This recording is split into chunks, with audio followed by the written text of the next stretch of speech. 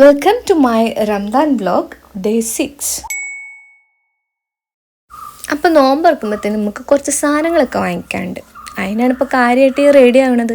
എന്തൊക്കെ ഇപ്പോൾ വാങ്ങിക്കാം? ബിരിയാണി റൈസ്, ചിക്കൻ, പത്തിരിപ്പൊടി തീർന്നു വാങ്ങാം. കുറേ ലിസ്റ്റ് ഉണ്ട്. നമുക്കൊരു കാര്യം ചെയ്യാം, എഴുതൊന്നും വേണ്ട, പോയി അങ്ങ് വാങ്ങിക്കാം. ഓക്കെ, എന്നാ വാ. ഏതുവിനെ വിളിച്ചിട്ടുണ്ടായിരുന്നു കേട്ടോ. അപ്പോൾ ഞാൻ ബൈക്കിലാണ് പോയത്. സാധനങ്ങളൊക്കെ വാങ്ങിച്ചു. എന്നിട്ട് ഞാൻ നേരെ അനുക്കുട്ടനെ പിക്ക് ചെയ്യാൻ പോയിട്ട് അവനൊന്ന് എക്സാമാണ്. അപ്പോൾ ഉച്ചയ്ക്ക് ശേഷം കൊണ്ടുവരാമെന്ന് വിചാരിച്ചു. കഴിച്ചിട്ടുണ്ടായിരുന്നാ? അവിടെ നിന്ന് നേരെ ഫ്രൂട്ട്സ് നോക്കാൻ പോയിട്ടോ. ഫ്രൂട്ട്സിൻ്റെ ഒക്കെ വില കേട്ടിട്ടുണ്ടമ്മോ എൻ്റെ കണ്ണ് തള്ളി. സാധനങ്ങളൊക്കെ കുറേ ഉള്ളതുകൊണ്ട് പിന്നെ എനിക്ക് ബൈക്കിൽ വരാൻ പറ്റിയില്ല. അപ്പോൾ അനുക്കുട്ടനെയും കൂട്ടി ഏതു ബൈക്കിലും ഞാൻ ഓട്ടോ വിളിച്ചുട്ടോ. എന്തായാലും ഞാനൊരു കാര്യം ഉറപ്പിച്ചു, നോമ്പൊന്നും ഒറ്റ ഈ നട്ടപ്രവയിലെത്തി ഇനിയൊരിക്കലും ഞാൻ പുറത്തിറങ്ങില്ല കേട്ടോ. അതുമാതിരി നല്ല വെയിലും കൊണ്ട്. ടൈം ഇപ്പോൾ 1:30 നല്ല അടിപൊളി സമയത്താണ് ഞാൻ ഏതായാലും സാധനങ്ങളൊക്കെ വാങ്ങിക്കാൻ പോയത്. കരിഞ്ഞുണങ്ങി ഒരവസ്ഥയായി. കൗതുക ലേശം കൂടുതലാണ്. സാധനങ്ങളൊക്കെ വാങ്ങിയിട്ടുണ്ട്. അപ്പോൾ പ്ലാൻ എന്താ വെച്ചാൽ തരി ഉണ്ടാക്കണം. എൻ്റെ ഉമ്മച്ചി അടിപൊളിയായിട്ട് തരി ഉണ്ടാക്കും. അപ്പോൾ അത് കുടിക്കാൻ എനിക്ക് എന്താ പറയുക മിസ് ചെയ്യുന്നുണ്ട്. അപ്പോൾ നമുക്ക് എന്തെങ്കിലും ഉണ്ടാക്കി വെക്കാം. ബിരിയാണി ഉണ്ടാക്കണം, പിന്നെന്താ പത്തിരി ഉണ്ടാക്കണം. ബിരിയാണിയുടെ സ്പെഷ്യലിസ്റ്റ് ഒന്നല്ല, ഒരു സാധനം ഉണ്ടാക്കാൻ നന്നാവാറില്ല. അപ്പോൾ ആ ഒരു പേടിയുണ്ട്. ഓക്കെ, അപ്പോൾ നമുക്ക് തുടങ്ങാം. എന്താവും അറിയില്ല. ട്രൈ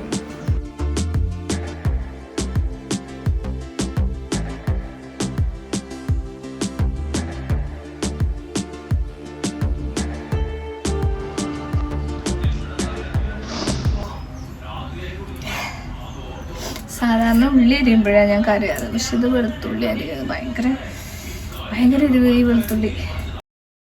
സവാള ഗിരി. അപ്പോൾ ഉള്ളിയൊക്കെ അരിഞ്ഞ് സെറ്റാക്കി. പിന്നെ നമ്മൾ ചിക്കനൊക്കെ വറുക്കാൻ വെച്ചിട്ടുണ്ട് കേട്ടോ.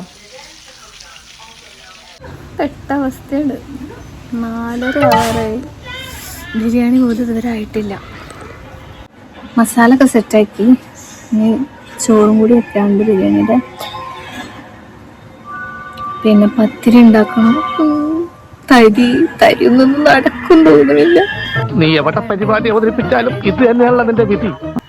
അങ്ങനെ ബിരിയാണി ഒരു ഇതൊക്കെ സെറ്റാക്കി. നമുക്ക് പത്തിരിയുടെ പരിപാടി നോക്കാം. അപ്പം ഞാൻ പൊടി വാട്ടിയെടുക്കാൻ പോവാം. ഇതൊക്കെ എന്ത്? അങ്ങനെ പൊടിയൊക്കെ വാട്ടി വെച്ചു. അപ്പോഴേക്ക് ഇതും കുഞ്ഞന് വന്നു. ആൾക്കാരാണ് ഹെൽപ്പ് ചെയ്യാനൊക്കെ വരാതെ തിന്നാൻ നേരത്ത് വന്നിട്ട് രണ്ടെണ്ണം അരിഞ്ഞരാന്നൊക്കെ പറഞ്ഞിട്ടാണ് ഞാൻ എന്നോട് പറഞ്ഞിട്ടേ. അങ്ങനെ ഞാനിവിടെ പത്തിരി പരത്തുമ്പോഴത്തേക്കും ഏതു സാലഡും പിന്നെ ഫ്രൂട്ട്സൊക്കെ സെറ്റാക്കിട്ടോ. അപ്പോഴേക്കും അമ്മ എത്തി. അപ്പോൾ പിന്നെ അമ്മ പത്തിരി ചൂടാൻ നിന്നു. ഞാൻ വേഗം പോയി മേല് കഴുകിയിട്ടാ. കുളി കഴിഞ്ഞ് വന്നപ്പോഴാണ് കണ്ടത് ഏതു ഫ്രൂട്ട്സൊക്കെ വെച്ച് നല്ല ചിത്രപ്പണികളൊക്കെ ഉണ്ടാക്കി വെച്ചിട്ടുണ്ട്. എന്റെ ഇല്ലാത്ത ബുദ്ധിയിൽ ഒരു ഐഡിയ തോന്നുന്നുണ്ട്.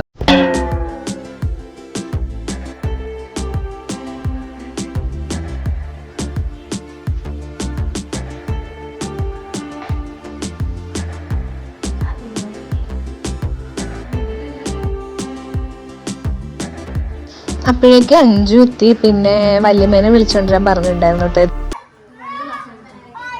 ബാങ്ക് വിളിച്ചാലേ ഫുഡ് തരുള്ളൂ എന്ന് പറഞ്ഞപ്പോൾ അവരെന്നെ സ്വയം അവിടെ പോയി ബാങ്ക് വിളിക്കുകയാണ് കേട്ടോ. ഇവിടെ ഒരാള് ഡയലോഗ് അടിച്ചിട്ടുണ്ടായിരുന്നു.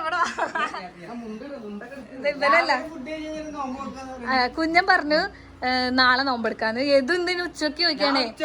അല്ല, രാവിലെ ചായ കുടിച്ച് എന്നിട്ട് ചോദിക്കാ ഉച്ചക്ക് ശേഷം. അപ്പോൾ ബാങ്ക് വിളിച്ചു കേട്ടോ.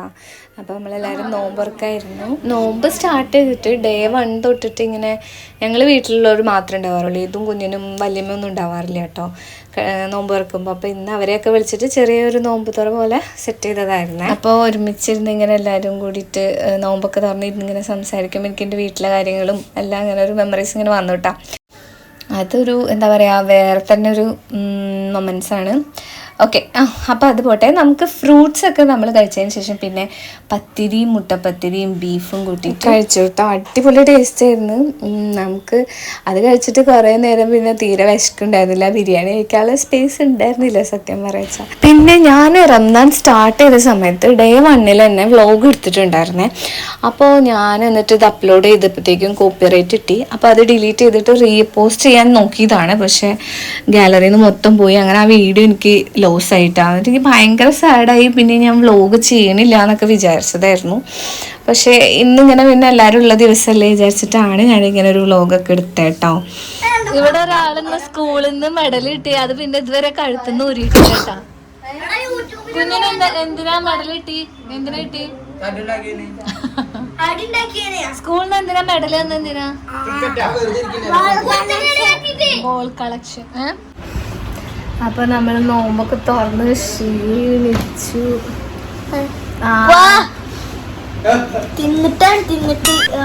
ഓക്കെ, അതൊക്കെ കഴിഞ്ഞിട്ട് പിന്നെ ഞാൻ അൻകുട്ടനെ പഠിപ്പിക്കായിരുന്നു. അവന് എക്സാം ആണ്.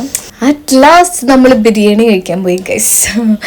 പ്രതീക്ഷിച്ച പോലെ ഒന്നും ആയില്ല കേട്ടോ. ഞാൻ കൊളാവെന്നൊക്കെ വിചാരിച്ചത്. പക്ഷെ ബിരിയാണി അടിപൊളിയായിട്ട് തന്നെ വന്നിട്ടുണ്ടായിരുന്നു കേട്ടോ. അതുകൊണ്ട് ഞാൻ കുറച്ചും കൂടി ഹാപ്പിയായി. സാധാരണ നല്ല കൊളവാറുണ്ട്, പക്ഷേ ഇത്തവണ നൈസായിട്ട് കിട്ടി. So happy. അപ്പോൾ അത്രേ ഉള്ളൂ. വീഡിയോ ഇഷ്ടമായാൽ ലൈക്ക്, കമൻറ്റ്, സബ്സ്ക്രൈബ് ഒന്നും മറക്കണ്ട. ബൈ.